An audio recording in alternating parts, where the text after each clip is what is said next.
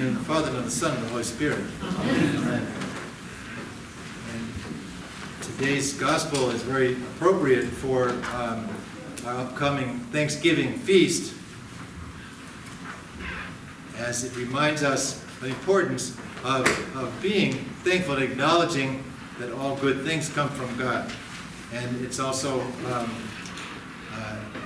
appropriate that at this time of year we typically begin to talk about stewardship, as we head towards forming a new church budget and seeing what the needs are for this year and what the vision is for this year, and how we can accomplish that. So the Lord warns us in this parable against greed and avarice and against ungratefulness. And he says this parable in response to something that happened just before this in the gospel. And I'll read the verse just to remind you. It says, and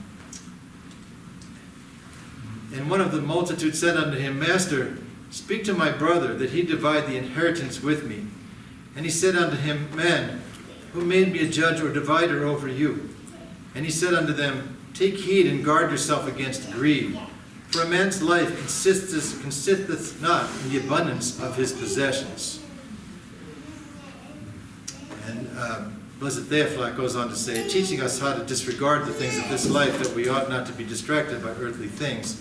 The Lord dismisses the man who asked him to divide the family inheritance. This is why he also said, Who made me a judge or divider over you? The man had neglected to ask for things that were useful or beneficial for the salvation of his soul, instead of requesting that the Lord portion out earthly and temporal things. So just in case you were hoping that the Lord would take pity on you in your family argument over money or whatever, he apparently is not concerned with such things, but is much more concerned with where your heart is.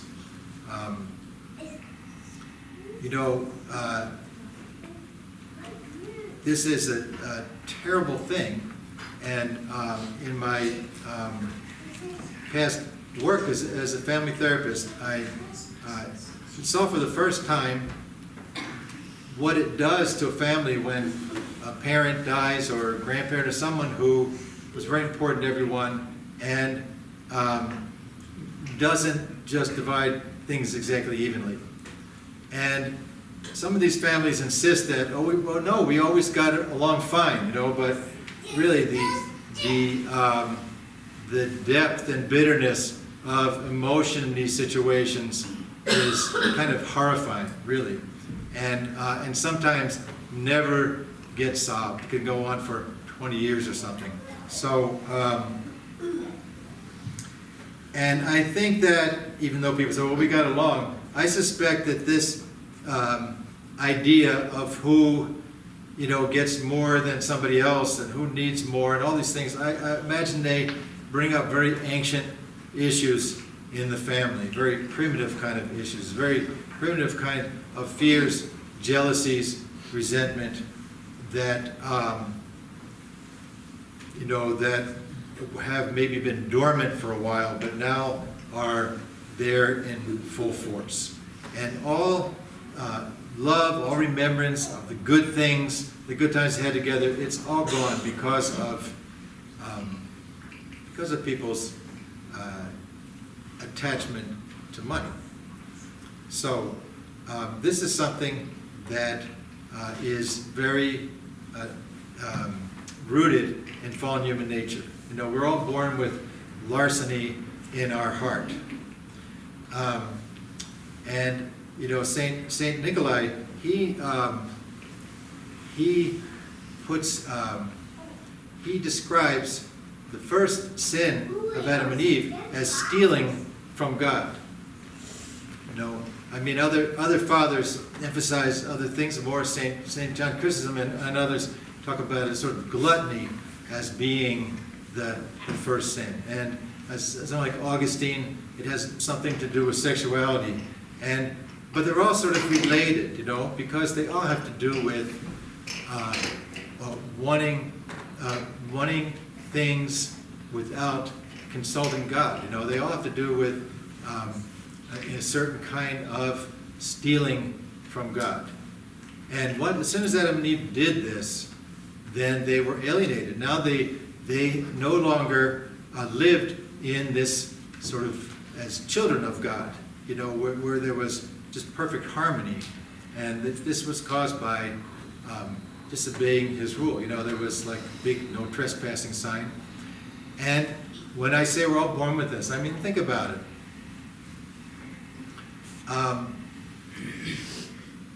As a child, did your parents tell you, don't climb up on that counter and take those cookies? And did you do it? And later on, did you possibly, when you saw a few dollars lying around or your mom's purse empty, did you ever sort of dip into it? Or, later on in high school, get into the liquor cabinet, things like that. It seems funny now, but really, this is our ancestral sin sort of poking its head up. And it's always, St. Nikolai also said that, stealing is always in partnership with the devil. He's always part of this. So, just as our parents first stole from the father, our first thefts are usually from our own parents, who really give us everything we need, love us. There's no need to steal from them. But this is kind of our fallen nature. We're not sure that they'll give us what we really want, even if they give us what they need, and we really want it. And the devil's right there saying, so go get it. This man who is in the parable today, he acts as if he has not the slightest idea that God had anything to do with his riches. Doesn't mention them, doesn't say a prayer of thanksgiving, gives no offering. It doesn't even occur to him that he probably has dozens or even hundreds of workers. It doesn't occur to him, boy, they really worked hard too. They should really get a share of this too. It doesn't occur to him to think about how much extra he really has and what good he can do. But, see, before people do things like that, they have to first acknowledge that everything comes from God. And the act of giving back to God, the act of giving to others, is the cure for this passion of greed and envy that was always stirring within us. And you may say, I don't know what you're talking about, Father Tom. I never took anything from my parents. I've never stolen anything in my life. But St. John Chrysostom, of course, says the overabundance you have in your household is being stolen from the poor. And if you want to invest it in something good, invest it in the pockets of the needy or in their bellies. So if we think about stewardship as being our opportunity to participate in God's bounty, in God's goodness, then this is a way to battle our greed and selfishness. And even before Christ, Plato, he was addressing this idea. There's nothing new under the sun. People were coming up with these ideal societies where there would be no private property, and everyone would have the same thing, and it was some sort of utopia. And he said, well, the purpose of life is to acquire virtue, and you can't acquire the virtue of generosity if you have nothing to give. So, and of course, as Christians, we'd say, you always have something to give. You always have something to give. If it's just a kind word, if it's just a smile, if it's just a good thought, if it's a prayer. The idea is that we are not upon this earth to hoard things and to pile things up. Even if we mistakenly think that, and of course, a lot of people encouraging this, that we have to start when we're about 20 to save up a lot of money for our retirement. But as we see in this, and I'm not saying we shouldn't save for our retirement, I'm just saying that as we see with this man, we don't know if we will live to see retirement. But we do know that whenever we leave this world, we'll have to give account for how we lived out those commandments of Christ, and for time that we have wasted on things that will perish. So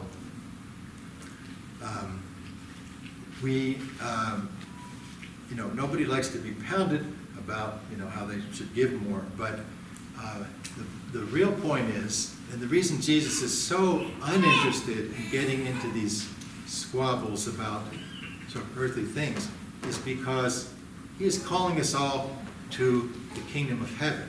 He's calling us all to gain the riches that can never be taken away.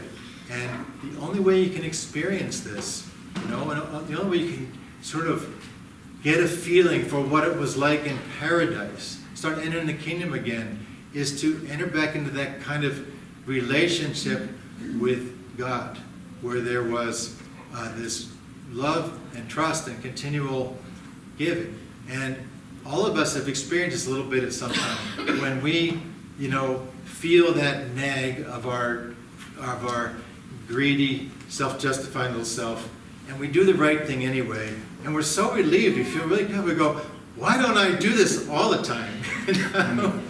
I mean, this is so much better than whatever temporary pleasure I might have gotten, because the spiritual world is generally inverse of the material world. And I forget which father it was, I was reading it last week, but he made a very apt description. He said, the things of this world that are pleasurable create a great desire in us, and we get a very strong desire, but after we get them, we tend to then feel satiated, feel dull, feel dissatisfied again. But spiritual things are something that we hardly desire at all in our just fallen human nature. And yet, when we receive them, they make us hungry for more and more. We can't get enough.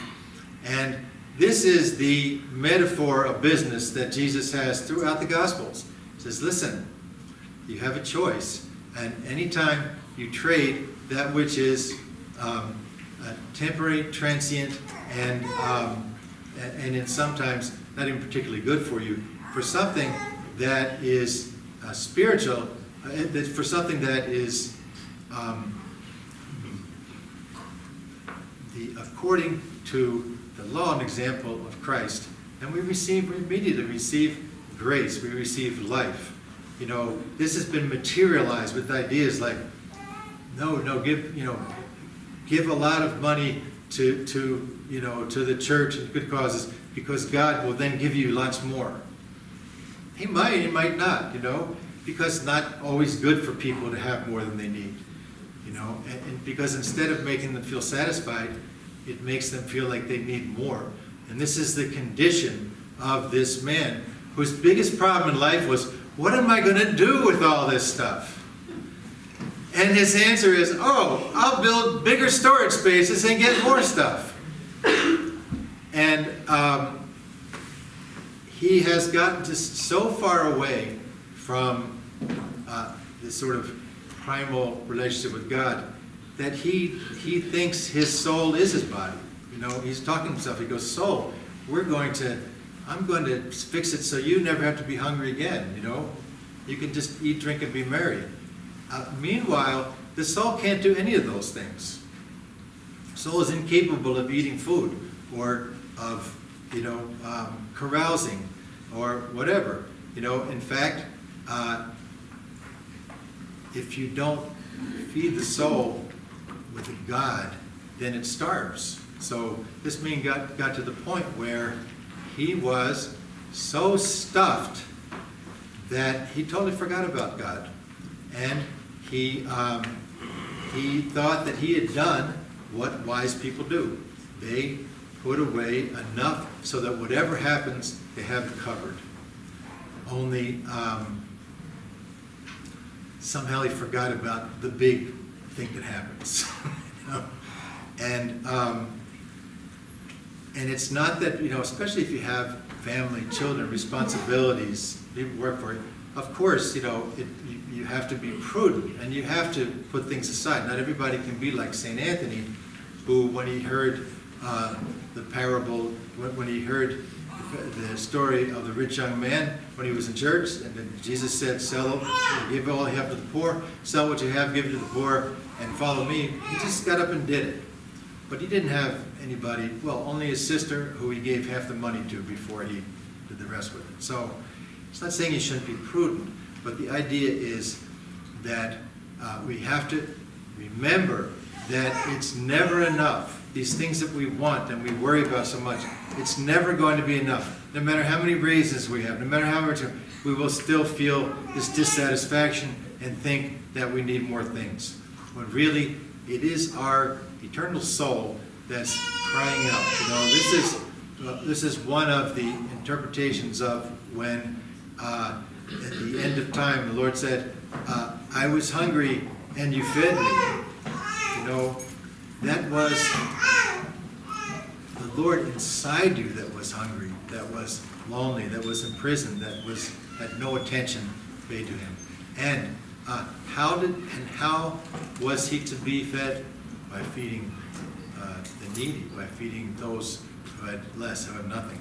So we always are offered this trade. It is not just some sort of morbid exercise in self-denial.